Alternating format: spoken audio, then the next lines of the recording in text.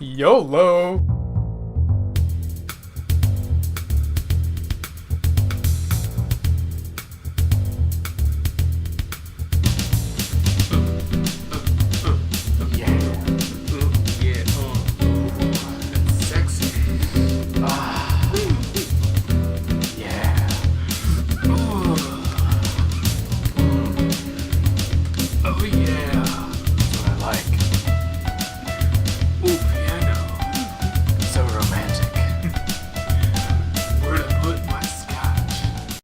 Hey there, ladies and gentlemen, it's day 2 of our week of podcast. Tuesday, we're going to be doing a special quick episode this week because we're short a bunch of people. Right, Mike? Yes, Aaron. So we're going to go through the Greenlight games pretty quickly. Yeah, in fact, we're going to try to go it so fast, it's going to probably be maybe close to 1 a minute. Ready? And here we go. Let's start with the ones that have just, or have been released already. First up, we have Primoria. Mike, what do you think Primoria even is? Well, I don't know. The picture we just saw looks pretty awesome. Okay. Post-apocalyptic world with cast-off machines. You're tripping over the fucking words. There's a peaceful existence, and you search for energy. It features voice work from starring your fan favorite Logan Cunningham from Bastion. Oh, so it sounds pretty awesome. It's got a good storyline, some original puzzles. I love original puzzles. Now available for pre-order. You can actually get it. Let's see, all existing customers will receive a Steam key when this game is greenlit, which it was greenlit. It's already been released, so yeah, go get it if you can. Yeah, sounds pretty good. I have no idea what kind of gameplay style it is. Who gives a shit? We're going on to the next one. Postal 2. Postal 2. This is probably a shooter, if I remember correctly, from the original Postal 2 complete. Postal. Yep, it looks like it's a first-person shooter. First-person shooter. Live a week in the life of Postal Dude, a hapless everyman who's just trying to check off some chores, buying milk, returning an overdue library book, and getting Gary Coleman's autograph. What could possibly go wrong, Mike? Well, maybe the fact that he shoots up everybody he comes across. Yeah, I bet you that's a problem there. Yeah, you can get this on Greenlight as well. It is also released. I hope you guys check it out. There are probably better games, there are probably worse games, but yeah, give it a shot. Next on our list of shit is Waking Mars. This is obviously a sci-fi adventure, Mike. You want to tell me a little bit more about it? Well, you wake up Mars. I have no idea, actually. In about 90 years or so, around there, 85, life is discovered on Mars, and your mission of first contact, you get stuck in a cave-in, and you have to master the alien ecosystem. So you're probably gonna die. Fuck, time's running out. Not in the recording, but in the game. Let's see. You uncover mysteries of ancient Mars. It works even better on Mac and PC, apparently.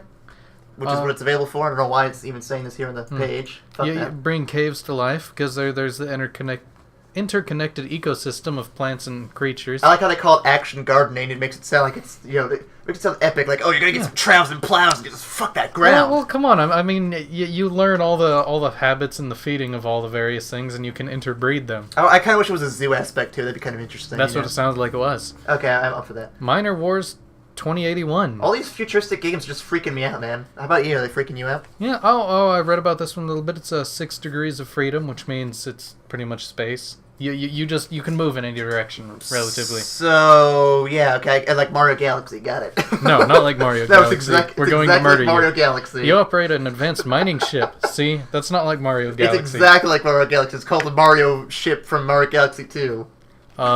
Realism and survival. You have fuel, ammunition, oxygen. So yeah, stay alive while you go dig asteroids and destroy shit.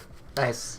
And there are also outdoor and indoor environments. So you could say it's like that one not Space Invaders, but what's the one where you're triangle and you're shooting around in circle? Is it just called Asteroids? That arcade game? Because you're just shooting stuff in space.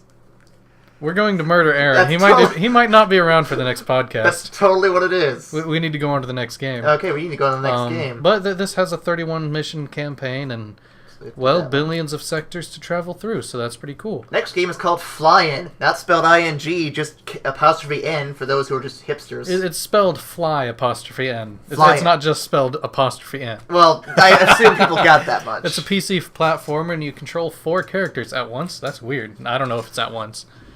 And they all have unique complementary abilities. I love how we're going through all these games so fast I have no idea what the fuck we're talking about. And exploration, reflection, and pure platforming. Yep. That's about it. Key features right here. Experiment with 4 buds and their individual powers to save world trees. Flynn can sing and glide through the air. So it's a hippie game. Lift can stick to almost any wall like Spoilerman. That's a lot of semen. Yeah. You walk, once inflated like a balloon, is invincible and bounces everywhere like a fat guy. And Niles propels himself through the air like Miles Tails Prower. You can switch between innate and subtle visions when to find your way through. We are reading a list here which says redistribute the heals in order to play the environment and free the inhabitants of Helictia. Challenge your skills through more than 40 levels. Reach the top tier Steam leaderboards and compare your scores with your friends and developers. Because apparently they're all playing. Alright, next game. I bet all my friends are going to be playing this game. Fuck yeah. I'm not going to be playing that game. Shut up. After Fault Insanity Extended Edition. I didn't realize there was even a basic edition. Mike, did you? Nope. Oh, well, we learned everything. Story-driven survival action game provides a healthy dose of fear and adrenaline. So it's about 22 years in the future. Let's see, there's improved light, the extended version compared to the original version, which I don't know what exists. Yeah, we don't even know what's in the original version. Yeah, we don't. But apparently this one has an improved dynamic fight system, enhanced cutscenes, more elements of psychosis, which sounds really fucking awesome. Fearlock. Improved facial expressions, enhanced sound of both both LA Noir kind of thing going on there. Enhanced sound of both environment and characters. Added gameplay elements, level 4. Don't even know what the fuck that means. A free-fired arsenal of fancy new weapons and various new automatic save points. And the gameplay is also more balanced and it has some narration changes to the style and whatnot. And there's an optimization of lighting and performance. Also, there's a tutorial system, because all games probably need that. That's new. Although nobody has any idea what that game is about, because we never got to that. Well, I didn't see it on the page, and if they wanted to tell us, they should have said something. Well, it's an action... It was on there. It was an action survival thingy with horror. Scary stuff, yeah. Okay, so this one is called Miasmata. Yes, Miasmata. Miasmata! First-person survival adventure game. Developed from the ground up by a couple of brothers. Oh, Joe and Bob Johnson. Love those guys. You play as Robert Hughes. Why did they make the name Robert Hughes? It should have just been Joe and Bob. Plague-stricken scientist on a journey to discover a cure. Your adventure begins on the remote shores of... Why are we switching sentences? The remote shores of an island called Eden. Long ago, Eden was inhabited by a group of indigenous people. Maybe black guys. I don't know.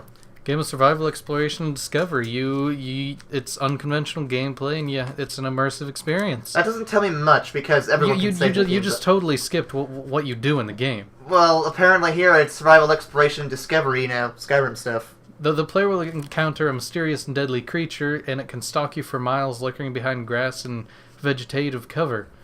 And if you're careful, you can elude it. Sounds like my stalker. Otherwise, it'll fight you head on and rape you. Sounds like my stalker. Okay, next one. Oh, we're just flying through these things. By the time we get to the end of it, you'll be like, oh no. Gianna Sisters, Twisted Dreams. This one's been out a bit. I played it a little bit. It's a platformer. You can switch between the sisters who both have specific little ideas, and the background and the environment change depending on which sister you're playing. So like, what are the differences between the two? Go ahead and give me a little more detail there.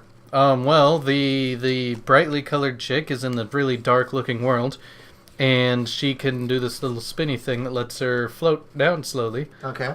Like and Peach. Peach. No, the red-haired sister. She's in the happy little world, even though she's like the punk sister. So you can see they're in opposite worlds. But she can like do this little fireball thing and bounce off walls and kill enemies and shit. And you can switch between them anytime. Oh, so I guess you switch worlds too when you do that then. Yeah, well, the background changes. Like, the platforms and everything, they're the same, mostly. It's visuals, really, is what changes. Alright, well, let's move on to the next one, since we got that one covered pretty thoroughly, actually. Yeah. Air Buccaneers. Air Fuccaneers, more like it. Okay, let's go ahead and take a look at this one here. Is there fucking involved? There might be fucking involved. I'm not sure. I've never played it. Multiplayer airship pirate game with Shamanistic. What he said, Buccaneers and infamous Vikings fighting over domination of the North. Where'd you get Shiam? Jesus. This cooperative first-person game requires a seamless teamwork and strategic battle skills. Oh, this is going to end horribly, I bet. All purchases made before Air Buccaneers lands on Steam, which it already has, will receive a Steam activation key after it's released here. Ancient North and the Buccaneers blame the Vikings, who, according to old sagas, once let the magic escape from their hands. That's a bunch of bullshit. Vikings wouldn't do that. Yeah, Vikings are badass. Yeah. Let's see, the highlights. There's a heavy emphasis on teamwork, solo players, time to team up. I just have to interject one comment here. You know this whole thing is fantasy? Yeah. Because that shot at the Vikings. Because the Vikings, it's completely unrealistic. Yeah. Okay. I'm glad you cleared that up for me, because I would not have known. There's some intense air battles. Think of Star Fox or Star Wars. Just not in space. Crimson Skies. What's the other Aviator? I don't think there's any actual air battles in that, but Microsoft Flight Sim 10. I don't think that counts. Tom Clancy's Hawks. Come on. Mythical story. Whatever. Character development. Starts as a lousy lowlife and turned into a crazy shaman warlord. Okay, this game actually sounds interesting. I want to be a crazy shaman warlord. I just want to be crazy. Wait, already there. Powered by by Unity 4, game developed by an independent game studio from northern Finland. Oh, then it's got to be good. Those guys are pretty awesome. Unity 4 is the game engine, by the way. I figured as much. Because it says powered by. And, Forge. Forge is an MMO PvP game. You know this how? Slightly like World of Warcraft, because I've looked up a little bit about it before, because it looked interesting. You can choose one of 5 unique classes, and they each have different abilities. Are they your standard RPG classes? Warrior, fighter, warrior, rogue, magician, bullshit, or what's the other? What is it exactly? Assassin, Pathfinder, Pyromancer, Shaman, and Warden. So similar, but a few variances. Okay, I like that. They each have their own unique role and shit. There's a lot of movement and stuff going on in that game. So it looks pretty cool, because, wizards, or like the pyro guys, they have this rocket ability where they can just shoot the ground and go flying. Oh, so kind of like what they have in Halo, where you can shoot the ground and just go flying. Of course, then you're usually dead. Yeah, but in this one, you're not dead. Dude, I don't know a fuck thing about Halo. I just made a random comparison there. Let's see. That's all the released games. That's all the released games from Greenlight. Let's go to the ones that are just greenlit that we have you to talk about here. We've got Darkfall Unholy Wars. Michael, do you know anything about Darkfall or the Unholy Wars? The only thing I know about it is it's a fast-paced PvP Memorca with full loot, because I just read that. Oh, nice. Players are called to form clans, not the Ku Klux, but something else entirely, and battle for dominance across the seamless and open fantasy world of Aegon. I'm going to call it Agron, though, because that's better. Recruit and train new warriors, conquer fortresses and clan cities, engage in epic land and naval battles, that's cool, with thousands of concurrent players, and build powerful empires. So from the UK should be alright then, because naval battles are your thing. Key features include massive land and naval PvP battles, as we already discussed there. Thousands of people. There's a huge seamless world. So kind of like Skyrim, but probably not the same. Flexible roles, you can switch between shit and do other stuff if you want. You don't have to stick to just one thing. Pretty cool. Yeah, you can change it on the fly. That sounds pretty nice. There's a full loot system. You keep what you kill. You take all the shit from a slain enemy. And, well, if you die, they take all your shit. Well, that's expected. Of course, I want them to take all my shit. They earn that shit. Persistence. Players can affect the fabric of the game world, constructing and fortifying cities across Agron, and building empires that last as long as they can defend them. This game actually sounds interesting. I want to see some videos, some gameplay of it. It reminds me of what I've heard about Firefall. I'm looking forward to seeing how that turns out, too. But Darkfall, you should check it out if you get a chance. Sounds like a pretty fun multiplayer epic adventure, such a fun time. Next, we have Dragon's Lair. Michael, this looks familiar. I think Dragon's Lair is actually an older game, isn't it? Maybe. Yeah, it's a classic game. You play Dirk the Daring, a valiant knight on a quest to rescue the fair princess from the clutches of an evil dragon. It was released in the summer of 83, yeah, I almost thought that said 63. So that was probably on the NES then, seen as no, PC probably, because NES wasn't out, I don't think, for another year or two. Yeah, it's a fully animated classic arcade game, which doesn't mean it was in an arcade. It's an arcade-style game, but it may actually have been an arcade game. Well, that wouldn't surprise me either. But yeah, so back to the classics with this game here. I'm hoping that this goes pretty well. Well, it's been greenlit, so obviously it went well. So yeah, I like the animation. That's kind of cool. I think it's based off a TV show, maybe. Starforge. I feel like we've been over this in one of our Greenlight things. Have we? I don't remember. It's a kind of... You tell me. Third-person shooter, Minecraft-esque game. Was it Minecraft-esque? I don't remember that part. Yeah, because you have your guns that can kind of... You build yourself, you can dig tunnels, you can build forts and shit. I think you did say that. I think we kind of glossed over this one, though, because you're like, oh, it's too much like Minecraft. Fuck that shit. The interesting thing about this game, I think, was for me anyway, the fact that buildings actually have integrity. And say you want to just build a walkway through the air. I do want to build a walkway through the air. You have to build supports or it will break. That sounds actually kind of entertaining. I know. I wish Minecraft did that, because that would be cool. But Minecraft's goal is to be simple, where this game looks like it's trying to be a little more complex. And, different things get different results. I'm going to skip ahead here, because we mentioned it was like Minecraft, and I want to talk about the other one that's like Minecraft. Where the fuck did that go? I believe it's called Blockscape, if I can remember where that is. Shit, I don't know where it's at. Okay, so fuck it, we'll go to a different one then. Black Space. Black Space. Negro Space. So, Nick's... No racism in there, that was Spanish. Yeah, I feel bad for Nick, he should be able to defend himself. Because in this RTS defense game, he probably Space defense game, yes. Space defense game.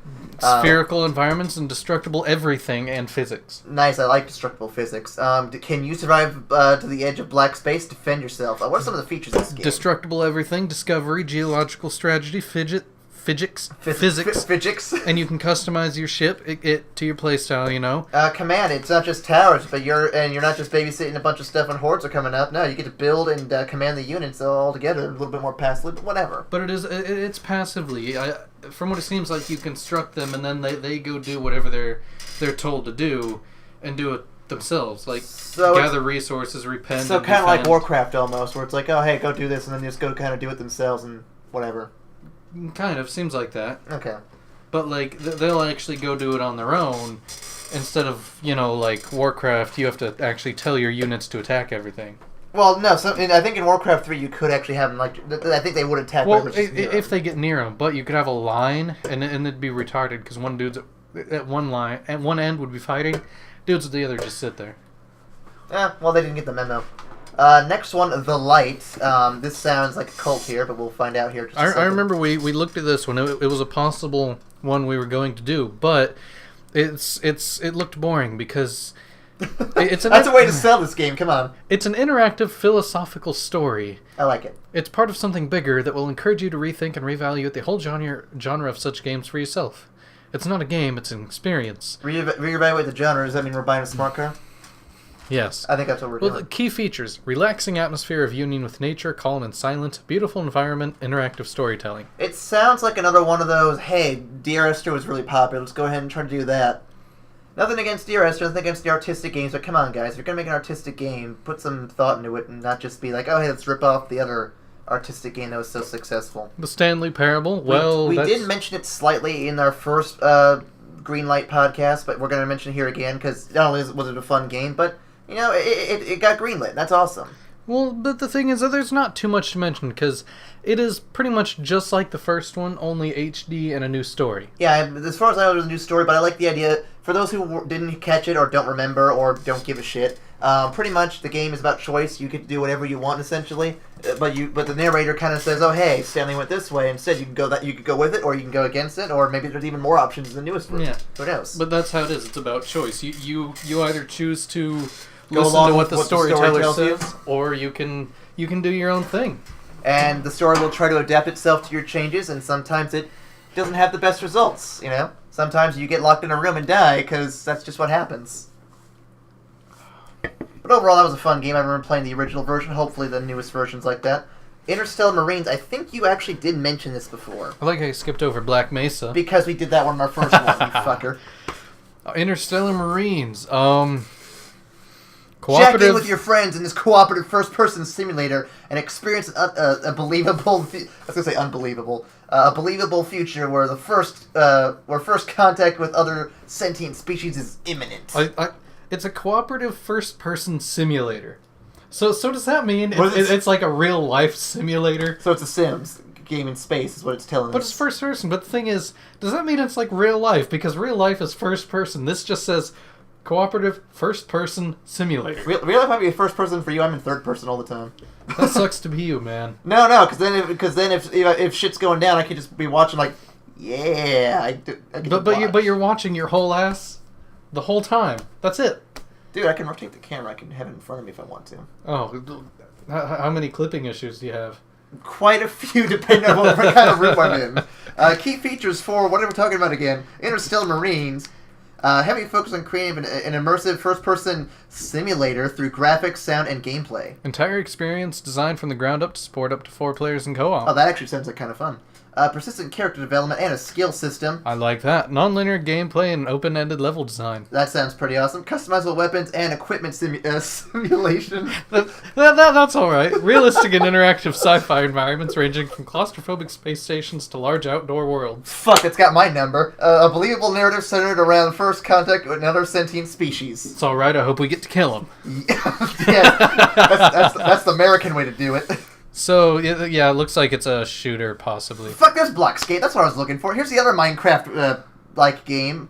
Essentially, it's a game that's a lot like Minecraft. Yeah, it's another voxel sandbox game. We're not going to go into too much detail other than if you look at it in the videos and you see the picture we put up. Yeah, it's very similar to Minecraft, except maybe better textures and probably different gameplay elements entirely. Well, yeah, I mean, better textures, of course, and it's more customizable. You know, you can make kind of slopes and...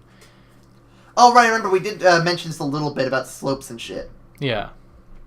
I do want to get this one now, just because I like that idea. Although, honestly, there actually are slopes in some of the mods in Minecraft. I just don't think well, none of my mods work, though. Like, I tried to start the mod version of my game, and since the last time you put the mods in there, it just won't work. Okay, I'll have to fix that for you sometime. Let's go to the next game. You fucking broke my game. I broke his game. I broke his game. Alright, Euro Truck Simulator 2! Woo! I'm already getting a fucking erection for this one. I'm not. Okay.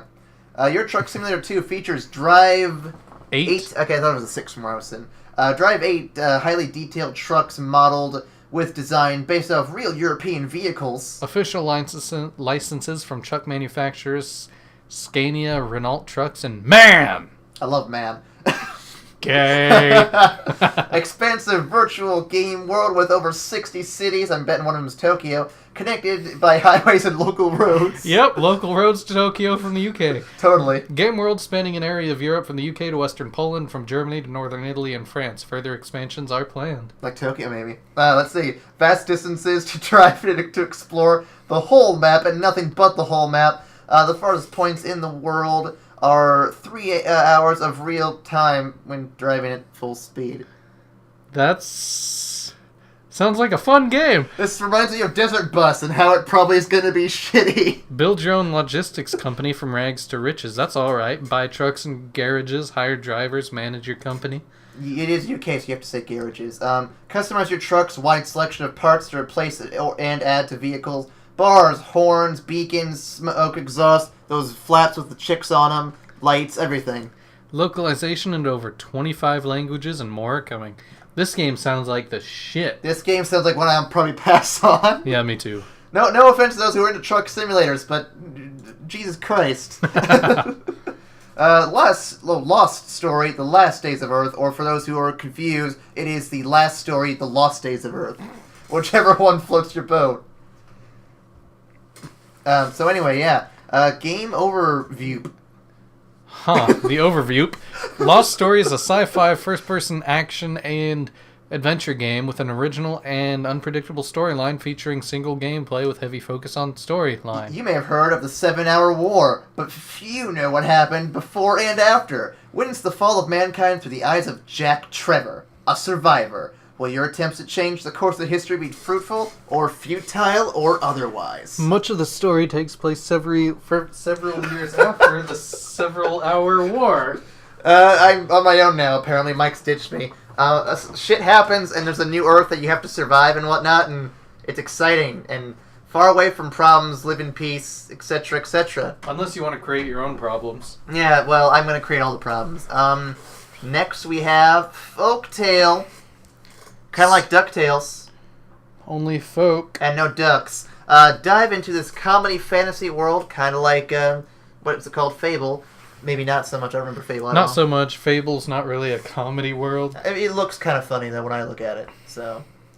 Not if you're playing the evil story, but if you're playing, like, the good story, if you just look at the game from the outside, it's kind of funny. You lead your illiterate subjects to greatness. Wow, they're all stupid. Spite their moronic efforts to undermine you. Build a thriving economy. God. Harvest resources, construct buildings, and amass vast wealth before risking it all on an adventure through frozen wastes, volcanoes, and stinking swamps. This actually kind of sounds fun. With complete camera freedom, you can move your camera any fucking which way you want. FPS, TPS, RTS, Dick PS, whatever. I wonder if you can also do like a Well, actually, RTS would be top-down. What about bottom-up? I thought TPS would be third-person, not just top-down. But like maybe, TPS is third-person. RTS is top-down. maybe there's over-the-shoulder. Maybe there's like in the anus. I don't know. Apparently, you are an infamous... No, that's not something. I want second player camera. You have to rescue your villagers from the clutches of the infamous slave master Urzel. Train a raggedy band of voice-acted misfits. And lead them on a hazardous adventure. That pits you against gangsta goblins and werewolf monks. Okay, that actually sounds pretty awesome. Werewolf monks has me sold. It's a real-time adventure strategy city builder god game. Yeah, it has me sold just because it's got kung fu, I don't know. It's got rich and varied gameplay. Okay, rich and varied gameplay, of course, takes fantasy stereotypes and introduces topical real-world slants such as street-style gangsta goblins, which already sounds awesome. Oh, there's over 40 hours of thrilling and varied single-player gameplay split across 2 campaigns to introduce beginners to the world of Folktale. Endless hours. You just said over 40. Now I'm saying endless hours of configurable fun. Through multiplayer and sandbox modes. Okay. Supports different styles of play, so if you want to be a fast-paced warmonger, have at it. If you want to be a slower city management kind of guy, well, that's your kind of thing. If you want to just suck a bunch of dicks, you can do that too. Don't ask me, though. I'm not interested. There's a karma system. You can pray for good and bad things to happen. What if I wanted to have one? Do I have to have both? Yes. Okay. 3 camera modes. We already mentioned that. Apply for the beta. You can go to http://www.gamesfoundry.com/beta, and you might be able to get in that thing. Follow? So let's go to the next game, man. Come on. Let's see. We did that one. Yogventures. Yogventures, actually. Because Yog is a reference to Yog's Cast from YouTube. I have no idea what that is. As far as I know, the only things I've seen of them are some Minecraft videos. Okay. Other than that, I don't know what they really do. Well, this game will allow you to create and shape worlds, just like Minecraft. Then apparently. easily share them and play with friends. Kind of like Minecraft, although in Minecraft it's not as easy. I bet you this one's going to be a little more cartoonish in terms of Yeah, look at that. You build your own adventure. You'll have control over everything from buildings and dungeons to the NPCs and mobs. Yogventures will be the ultimate modders game where even the rules of winning and losing can be tweaked. The terrain will be vast, interesting, and fully destructible. A lot of games have fully destructible scenery this time around. You'll be able to diggy as much as you like, or just say balls to it and blow it all up. Yep, that sounds like it might be fun. See, the thing is, I like the destructible environments. Going way back to Red Faction for, I believe, the PlayStation 2. They had one for PlayStation 2, 3, and so on. Yeah, but I'm just saying, way back to that one, how you could just tunnel through a wall in like multiplayer and make your own little tunnel right there. I mean, obviously it was kind of flawed because you can only dig so far in anywhere. It all collectively made, like, you could dig 20 holes in different spots and you reach your limit. Yeah. And they're like 1 foot deep, or you can build one 20-foot deep hole. It's a pretty deep hole. Yeah. Getting pretty deep there. And you couldn't get out of it. It just sucked you in and held you there. That's what she said. Okay, I'm glad we caught that one finally. Dawn of Fantasy is the first 3D MMORTS title with real-time siege combat, including both single-player and online game modes. That's quite a statement right there. Yes, it is. Manage your economy, construct enormous towns and citadels, directing your citizens, complete dozens of engaging quests, all within an online realm that grows, works, lives, and breathes even when you log off. I like that. I like persistent worlds. True. I'm not a huge fan of RTS, but that could be interesting. Let's see. Why wait? Start playing today. Join the war at dawnoffantasy.com. All your progress achievements will auto-transfer on Steam on release. Your CD key as well. And it should be released mid-January, according to this here. All right. Yeah. So, yeah, check that out if that's your cup of tea. Lots of castles, lots of shooting, lots of arrows, forest, all that stuff. Next on the list is Neo Tokyo. Woo, New Tokyo. Because Neo has to be put before stuff. Yep. Third-person shooter, visceral and realistic combat experience in a rich futuristic setting. Yeah. Greatly influenced by their admiration of Masamune Shirow. Masamune, man. You know Japanese. Whatever. It's Ghost in the Shell. I was just kind of the guys behind Ghost in the Shell and Akira, they influenced the artwork of this game. Yeah. I was reading too fast, so I kind of missed it. It's been in production since October 2004. Fuck, this is a long game. Like, LA Noire... LA Noire took like fucking 8 years to make, so did this one. Oh, whoa. To play it, you need to have a Steam account and... Half-Life 2. Well, any game that uses SDK. The Source SDK. Well, I'm pretty sure that's why they didn't know that. We are talking about Steam games, after all. SDK. Isn't that the Source Development Kit? So why does it say Source SDK? Source SDK. I just made it triple redundant. So it takes place about 30 to 40 years from now in Japan. Oh my god, Tokyo. Wait. I thought Tokyo was in France. That has drifted into social/political strife due to the inevitable stresses that come from changing times. Not like time travel, just going... Time zones? No, more like just, year to year. 34-year gap? Yeah. Okay. The Japanese government is grappling with intensified external Asia geopolitics and internal economic social problems, and there's mounting pressure from within Japan to return to the days when it exerted influence through military power and strength. There's apparently a coup, there's a group called Group 6, there's a bunch of stuff that goes down, a lot of spy, special forces stuff, it's pretty intense. Yeah, so there's a war in the shadows between the NSF, which is National Security Force, and the Jinrai, which is the Special Operations Group. If you want to check this out now, go ahead and check out the download. It is available now. Just go to the NeoTokyoHQ.com site. And, you can download it for free, join the official Steam group, all that stuff. You should check it out, if it's your thing. Next up on our menu of games is Gnomoria. Gnomoria. Gonorrhea. Gonorrhea is the game, and here's the stuff about it. Key features: procedurally generated world. Every game is different. Just like Left 4 Dead. Fully destructible environment, unlike Left 4 Dead. More like Red Faction. Everything can be mined, dug, chopped, and rebuilt for use in crafting. Just like in Minecraft. Not everything. You can't really use dirt. You can craft with dirt. You can make a little, house. Yeah. You can make a garden out of dirt. Open sandbox gameplay. Play how you want. Manage peaceful town or build up military and fend off invasions. Not like Minecraft. More like defense tower games and stuff. Like tower defense games. I got those. No. There's no peaceful towns or military. That's just building towers that shoot random shit with nobody inside of them. Whatever. Crafting and mechanisms. That stuff's also in there. So it sounds interesting. Yep. You want to check out the stuff? Go to Gnomoria.com. Yeah. Because they probably have more information than we're probably going to give. Because we have a lot of games to cover, and we were in this about 32 minutes already. Fuck, we're really getting out of time here. Kinetic Void. Alright, I'll do this. I got this one. You got this one? 3D space adventure with focus on customization and enjoyable space simulation. You can construct your ship piece by piece. Each module can be destroyed individually, and if a ship's engines are destroyed, it'll be left drifting. Pretty much it's customizable. You can target different parts on the ship, and that does different things. There's a new galaxy every time.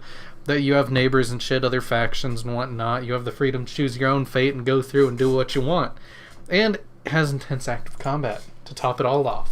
Hey, you had me at space. I'm already in. Let's go ahead to the next one here, which is No Time to Explain. I don't need time to explain this one, so let's just go through it really fast here.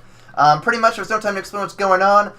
It's full of time paradoxes, jetpacks, and ribs in people's eyes. What the Holy fuck? Shit, I want to play this. It's a comedy game featuring great music, voice acting, and gameplay that becomes more ridiculous as you go. That sounds really awesome. This is a WTF... This is a WTF is video. It's a link to a video that's, what the fuck is this game? Oh, okay, yeah, so that's pretty much that there. Let's see, what are some things in this game? Pretty much just a bunch of randomly awesome shooty puzzle side-scrolling. Oh, look at that, he's just going up platforms and grappling shit. This looks like a fun game. You should check it out. A lot of funny stuff going on there. It looks like I was fighting a flying shark there for a second. It looks like a Flash game, it does, yes. Perpetuum. Available now, probably on their own site. Alright, Mike, tell me about this one here. It's already launched, whatever, but it's a persistent sandbox, single-server, massively multiplayer sci-fi RPG.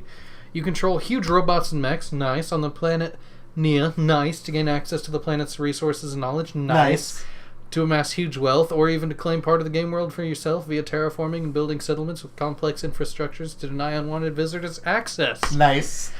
There's a sci-fi setting, persistent game world, industry, economy, player-built infrastructures, free gameplay, terraforming, character progression, large-scale PvP, high customizability, and natural processes. Actually, this does sound pretty interesting. If you want more information on it, go to Perpetuum.online.com. Perpetuum-online.com. Yeah, don't forget the dash, the little dash of dashes there. By dash, we mean hyphen, of course. Yeah.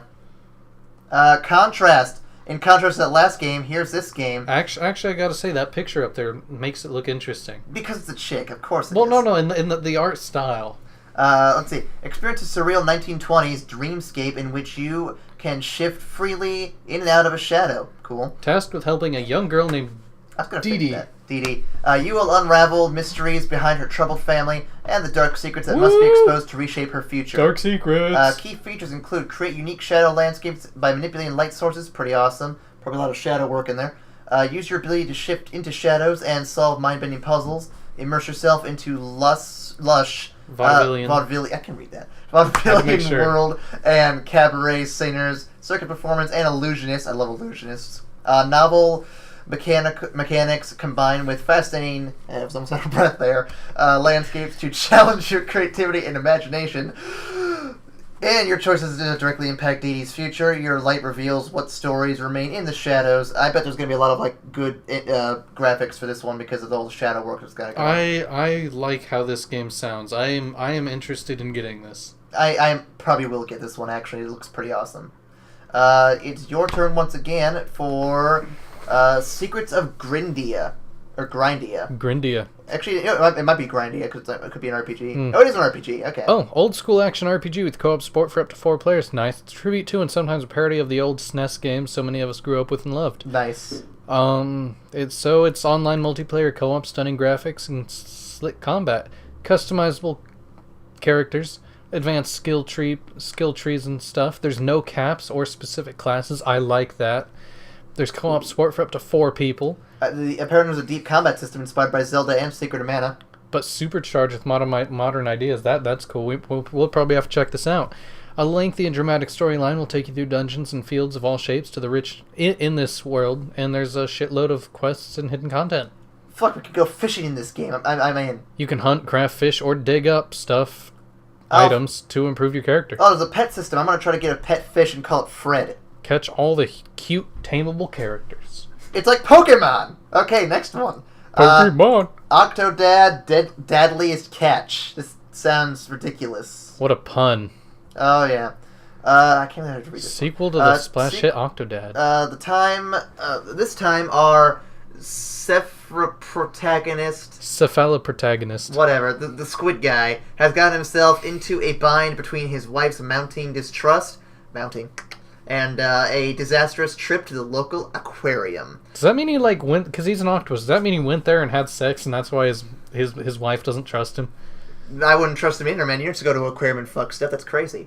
The first Octodad is still available for free on OctodadGame.com. This game on Greenlight is a sequel and will not be free as they are putting much more work into making it a great and full experience. It's a third-person adventure game with destruction, deception, and fatherhood. The player controls Octodad and a dapper octopus masquerading as a human, and shit happens. Features. Apparently improved fluidity for controls that retain the original wacky feel. New visual style inspired by the American 1950s aesthetic, but with futuristic twists. Brand new full-length story, because we all love those. Oh yeah, and more physics toys to play with. I love playing with toys. Who doesn't? Bow, chicka, chicka, wow, wow. Let's see, we have a couple more here. The Intruder. This sounds rapey. This sounds pretty rapey. Let's check it out. You play as yourself after a horrifying encounter with an unknown entity. Well, that doesn't scream rape there, does it? Your memory is greatly impaired, probably from all the rape trauma, and you don't know what happened or where your things are. Well, looks like they stole your shit too. The only thing you remember clearly is that it will return. Wait. Oh, okay, the monster will return. I thought all your shit and memories would return. No, your shit and memories will stay gone until you deal with this problem here. Gameplay. As the games concludes... What? The strain on your memory is so great that you don't even remember where around the house you left your items. You have to go look for them, aided by vague memories, with the intruder bound to catch up with you any second now. Oh, you spend most of the game preparing yourself for that inescapable encounter while trying to prevent running into it early. You have several in-game days to explore the surrounding areas, look for weapons, ammunition, and tools. You can even barricade your house to buy yourself some more time. Oh my god, this game actually sounds pretty awesome. Yeah, you have to eat and sleep every once in a while to stay healthy and energetic. Because, you might have to run really fast unexpected times. And how far you can go is all up to you. Is it worth looking for a gun, or would the axe in your backyard suffice to defend yourself? Would 2 bullets be enough? Would boarding the windows and locking the doors buy you enough time? Is 5 hours of sleep enough, or does that slow you down too much? How long can you refrain from going back home to eat before you actually start to starve to death? Whoa. Key features. Let's go through this really quickly. Advanced AI, continuous time, nonlinearity, interaction system, barricading, intruder placement system, memory system, finale event, survival system, dynamic day-night cycle, diverse weapons, non-essential items, and decent mod capabilities. I like this game. Also, it's a video game. Next up on the list, we have a couple more, I think. Let's double check here. The Intruder, even though it sounds rapey, sounds pretty good. Yep, we have 2 more left on our list. Sangfroid, the Tales of Werewolves. Werewolf, their castle. Combining action and strategy in a unique way, this game transports you into an epic folktale co-written by with best-selling Canadian author Brian Perpetuum, who wrote Amos Daragon and Werewolf. How do you fucking pronounce that? Werewolf? I don't know. In which 2 feuding brothers will have to put aside their differences to save their sister, who is pursued by the devil himself. The devil! Plan your strategy, take advantage during the calm day to fill your force with all kinds of traps, hunt your enemies, fight heroically, because it's what you always do in these kind of situations. Use fear to your advantage, be like the scarecrow and fucking mess up stuff. Customize your character, because, capes are always in style anymore. And discover a rich universe. You know what? Is this co-op? Because if it is, I am... Single player. Oh, because it sounds pretty awesome, because you have to use traps and stuff to kill the enemies. Although it looks like it may be a point-and-click game. It might be, which isn't bad, because I played one recently. We're going to talk about that here later this week, which should be good. Alright. Lastly is Gear Up. Michael, what's Gear Up? Let's see. It's an online multiplayer game where you build tanks and participate in stuff like battles, races, and other missions. What about battle races? They've created tons of different weapons, turrets, chassis, and tracks all ready to be assembled with each other. If you've ever played Armored Core or like a Mech Warrior style game, that's kind of what this is almost like. More like Armored Core, because you can have wheels and tracks, or you can have spider legs or hovers or wings. It's just that, and up to 32 people. There's some physics, there's editor stuff. So not too crazy, but pretty interesting stuff. Yeah. Alright then, well, we have finally caught up on all the Greenlit games since we last did a Greenlight project here. Yeah. So, that's all the Greenlight games, and I'd have to say if anyone thinks we should go over any of them in any more detail, we could do that. Yep, just leave a game name in the comments, say, hey, we want to hear more about this, tell us more about it. You can always check the Steam Greenlight page on Steam, clearly. Steam, under the community tab if you're using the program. Otherwise, if you're online, you have to go to the Steam community page. But if you want us to check these games out in person, play them a little bit, give you our opinions on them, go over them, just like I said, leave the name in the comment, and we'll go ahead and give it a shot here. Thanks for joining us on our second day of the week of podcast, Tuesday, where we talked about the Greenlight games. Tomorrow, we are not sure what is going to be recorded. But we do know it'll be fun, full of action, maybe some titties, I don't know. We'll see what happens. I'm not going to say anything, because if I do, I might die. So, this is Mike signing out. This is Aaron also signing out, and prepare tomorrow for Mike's titties. Oh, prepare to be turned on.